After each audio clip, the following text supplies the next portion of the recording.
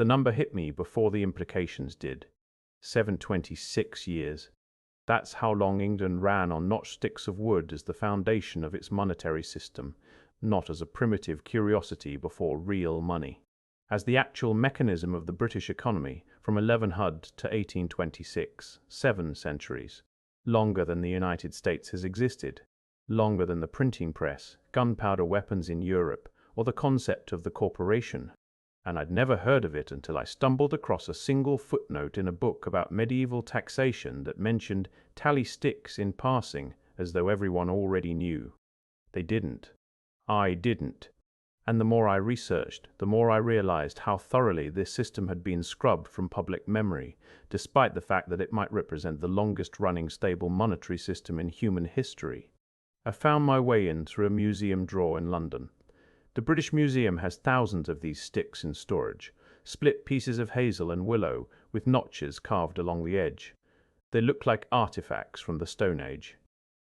Primitive, crude, the kind of thing you'd expect from a society that hadn't invented writing yet, except these date from the 1500s, the 1600s, the 1700s, from the age of Shakespeare, Isaac Newton, the Industrial Revolution.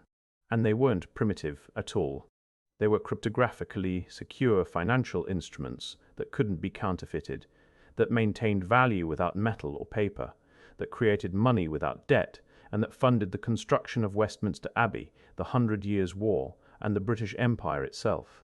But in 1834 they burned them. Parliament ordered the destruction of centuries of tally sticks, loaded them into the furnaces beneath the House of Lords, and started a fire so intense it consumed the entire palace of Westminster. The building that represented British democracy burned to the ground because they were trying to erase the evidence of how money actually worked for most of recorded English history. That's not carelessness. That's a cover-up disguised as an accident. The official story goes like this. Tally sticks were a medieval accounting tool, a quaint method used before modern banking and paper currency made them obsolete. The system worked like this. When the Crown needed to collect taxes or make payments, officials would take a stick of wood, usually hazel, because it doesn't split easily, and carve notches into it representing the amount. A deep notch for £1,000, a smaller one for 100, a notch the width of a grain of barley for a penny. Then they'd split the stick lengthwise down the middle. The two pieces matched perfectly like a puzzle with the notches visible on both halves. The taxpayer kept one half, called the foil. The government kept the other, called the stock, which is where we get the term stockholder. When the tax was due or the payment needed verification, you'd bring the two pieces together. If they matched, the transaction was authentic, simple, elegant, unforgeable, because the grain of the wood is unique and can't be replicated. Historians acknowledge this system existed. They'll tell you it was used for keeping track of debts and payments, but they frame it as an accounting method, a record-keeping tool, not as money itself. The story presented is that real money, gold and silver coins, was what actually mattered, and the tally sticks were just receipts, a technological stopgap for an illiterate population. That narrative is clean. It fits the broader story of financial progress, from barter to coins to paper to digital. The tally stick is a curiosity, a footnote, a reminder of how far we've come. But that's not what the records show. Let's start with the numbers. In 1697, the British government needed to raise funds for the war against France. They were desperate. The national debt was spiraling, so they issued £1.5 million in tally sticks to pay suppliers, soldiers and contractors, not as receipts for gold, as payment itself. And those sticks circulated as money. You could use them to pay your own taxes. You could trade them with merchants. They had value because the Crown would accept them. This wasn't unusual. It was policy. Tally sticks were issued in massive quantities throughout the medieval and early modern period, often in amounts that dwarfed the actual coinage in circulation. In 1180, the government issued tallies worth more than £35,000 at a time when the entire money supply of England in actual silver coins was estimated at less than £20,000. The tallies weren't accounting for money. They were the money. And they worked. The English economy during this period wasn't primitive or stagnant. It was one of the most dynamic in Europe. England built cathedrals, funded wars, developed trade networks, and laid the groundwork for empire. All on wooden sticks. But here's what no one explains. How did they end? In 1783, the British government began phasing out the tally stick system in favour of paper notes issued by the Bank of England, which had been founded in 1694. The Bank of England was a private institution created by a consortium of wealthy merchants who lent the government £1.2 million in exchange for the right to issue currency. This is the birth of the modern central banking system, the model that would spread across the world, and it required the elimination of the tally stick, because you can't have two competing monetary systems. The tallies had one fundamental characteristic that made them incompatible with the new order. They were created and controlled by the government, and they didn't accrue interest. When the Crown issued a tally stick, it was spending money into existence. There was no debt attached, no bonds, no interest payments to private creditors. The stick was the money, and once the transaction was complete, the stick could be destroyed or reused. The system was closed loop. The Bank of England's money worked differently. Every pound issued was a loan to the government, and the government owed interest on that loan. The more money in circulation, the more debt the nation carried, and the more wealth flowed to the bank's shareholders. It was a fundamentally extractive system, and it couldn't coexist with a system where money was created without debt. So the tallies had to go. Speaking of their destruction, the timeline is almost theatrical. In 1826, the British government officially abolished the tally stick system. For 8 years, the old sticks sat in storage, piled in the basement of the Palace of Westminster. They were inert, obsolete, a relic of the past. Then, on October 16, 1834, officials decided to dispose of them. Rather than carting them away or distributing them as firewood, they ordered the sticks to be burned in the furnaces that heated the House of Lords. The fire started in the evening. By nightfall, the flames had spread beyond the furnaces, consuming the palace. The House of Lords was destroyed. The House of Commons was gutted. Only Westminster Hall survived. The fire was visible for miles, and thousands of Londoners gathered to watch. Charles Dickens, who witnessed the blaze, later wrote about it with a kind of dark irony, noting that the government had burned down its own building by trying to destroy the ancient and venerable system of the tally. The official explanation was an accident, an overzealous stoker, too much fuel, an old building with dry timber. But consider the symbolism. The very sticks that had funded the construction of the palace were used to destroy it. The system that had built British power for 7 centuries was erased in a single night, taking the building with it. And here's the part that keeps me up at night. After the fire, there was no serious attempt to preserve the remaining tallies. Most were considered rubbish. A few ended up in museums, but the vast majority were lost.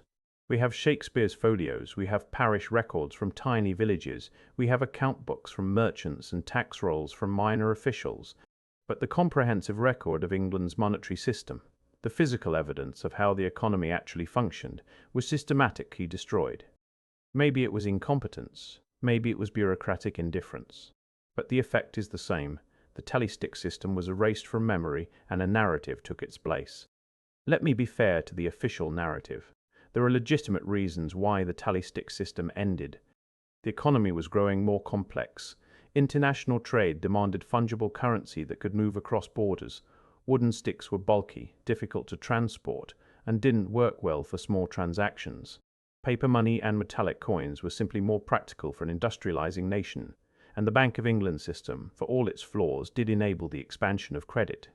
It allowed the government to finance wars, build infrastructure, and invest in industry at a scale the tally system couldn't match. The British Empire was built on debt, and debt requires interest-bearing money. But here's the pattern that emerges when you look at monetary history more broadly. The tally stick system wasn't unique to England.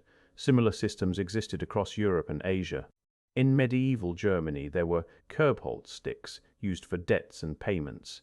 In China, bamboo tallies were used for grain storage and tax payments as early as the Zhou dynasty.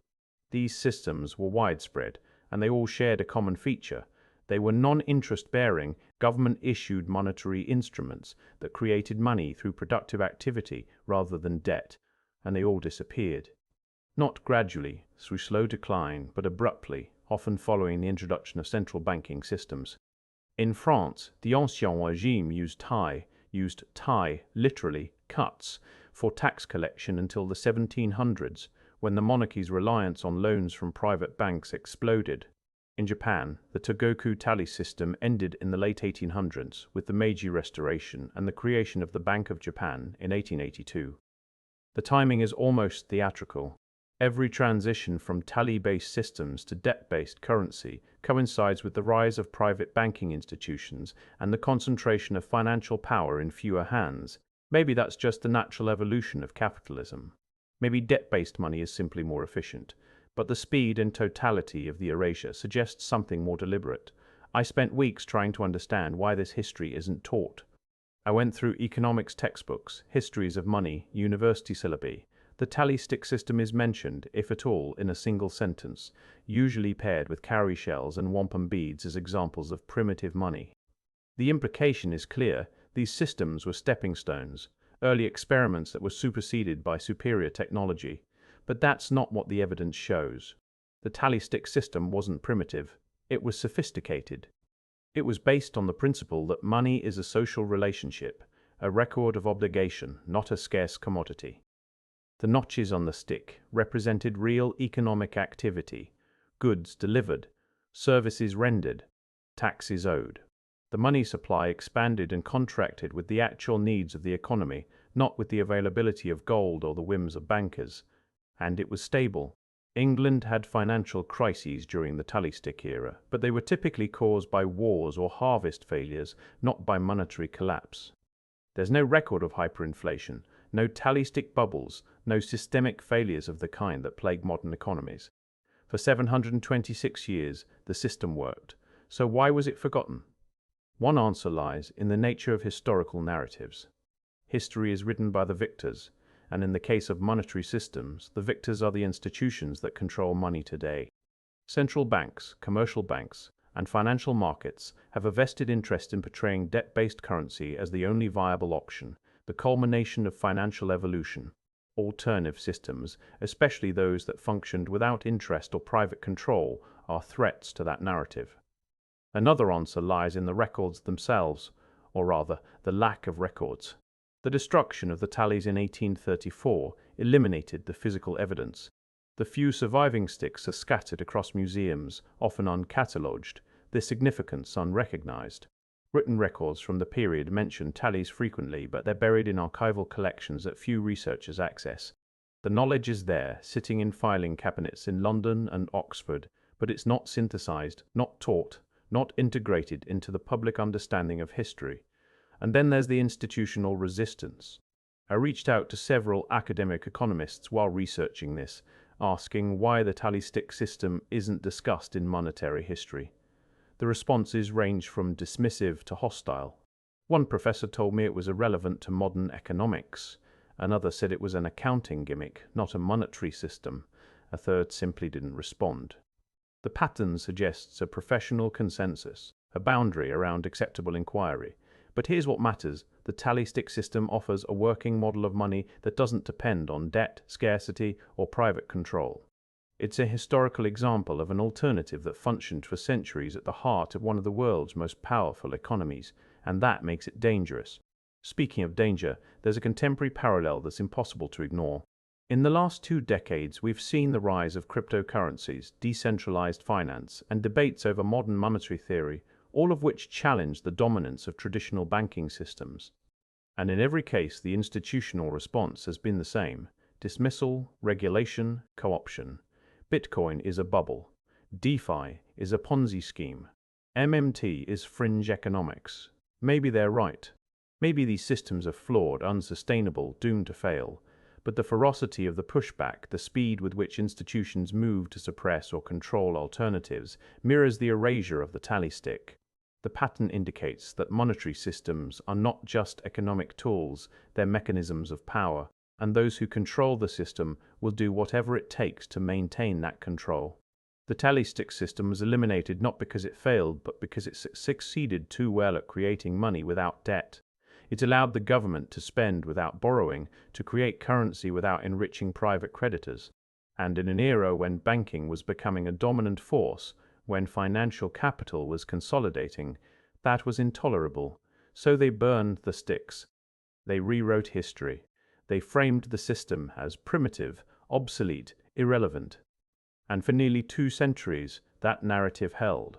But the evidence remains. The sticks exist. The records exist. The timeline exists. And once you see the pattern, you cannot unsee it. I don't have answers, only patterns. I can't prove that the destruction of the tallies was deliberate, that the fire was anything other than an accident, that the erasure of this history was a coordinated effort. But I can point to the evidence and ask questions. Why did a system that worked for 26 years disappear in less than a decade? Why was the physical evidence destroyed so thoroughly? Why is this history not taught, not discussed, not integrated into our understanding of how money works? Why do modern economists dismiss it so reflexively? And why does the pattern repeat across countries? Across centuries will never alternative monetary systems threaten the dominance of debt-based finance? Maybe I'm seeing patterns where none exist. Maybe the tally stick system was just a historical curiosity, a relic that outlived its usefulness. Maybe the fire was an accident. Maybe the silence is just academic oversight. But the timeline isn't subtle. The evidence isn't hidden. And the implications are staggering. For 7 centuries, one of the world's most powerful nations ran on a monetary system that created money without debt, that distributed economic power without concentrating wealth, that functioned without banks or interest or bonds.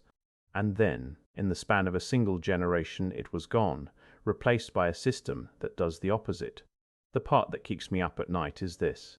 If they could erase 726 years of monetary history, make an entire system disappear from collective memory, what else have they erased? What other alternatives have been buried, burned, or dismissed? What other possibilities exist that we've been taught don't? The tallies are still there, in museum drawers and archival boxes. The records are still there, in libraries and collections. The story is still there, waiting to be told. But you have to look for it. You have to ask why no one talks about it. You have to question the narrative you've been given. And once you do, the question becomes unavoidable. If money worked without debt for 7 centuries, why can't it work that way now? I don't have the answer. But the stick of wood does. And maybe that's why they burned it.